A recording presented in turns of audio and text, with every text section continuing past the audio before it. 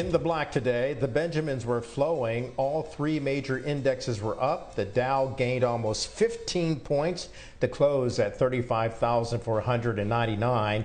The S&P went up as well, more than 13 points, I should say, to close at 4,460. And the NASDAQ, it went up more than 51 points to close at 14,816. The number of us filing for unemployment has dropped for the third week in a row. That's the latest sign that employers are laying off fewer people. The numbers released by the Labor Department today say the weekly jobless numbers fell for a third straight week to 375,000. That's down from 387,000 the week before. Now, we've made a lot of progress since the dark days of January when the number was over 900,000. And the huge Nissan plant in Smyrna, Tennessee, is going to have to close for 2 weeks. That's because of the chip shortage that we've been following. The Nissan pause is among the longest at any U.S. auto plant since the semiconductor shortage started. The shortage was caused in part by the pandemic and the increased demand for chips for devices designed to let us work or learn from home. Organized crime is contacting officials in dozens of countries, trying to sell them COVID-19 vaccines. But the Wall Street Journal says these are all scams, and the countries approached by the crooked COVID caper include Latvia, France, Israel, Argentina, and others.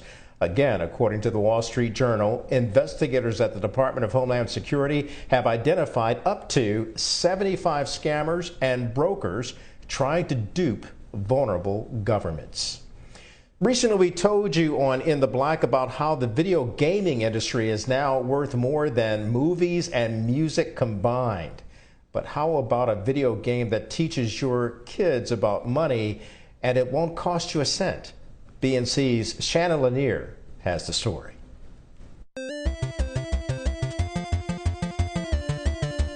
Okay, so this is Minecraft. And one of the worlds you can create in Minecraft is called Fintropolis. It's designed to teach kids in middle school about money, especially middle school kids of color who come from disadvantaged backgrounds.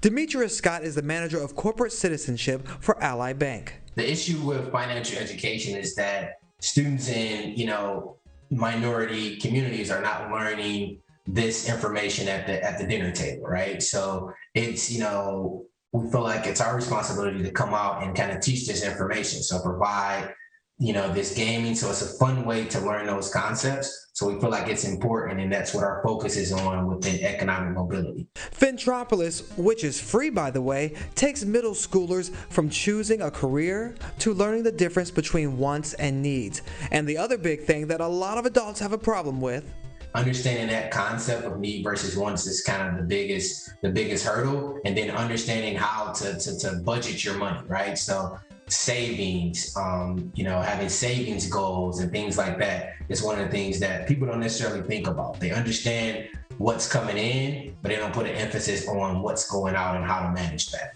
The story of who came up with Fintropolis is almost as interesting as the game. A class of interns from HBCUs at Ally Bank were tasked with coming up with ways to teach financial literacy. 4 interns came up with the video game idea. Both the bank and the makers of Minecraft loved it. It took about 2 years from concept to console, and it's available for download right now. I'm Shannon Lanier, BNC.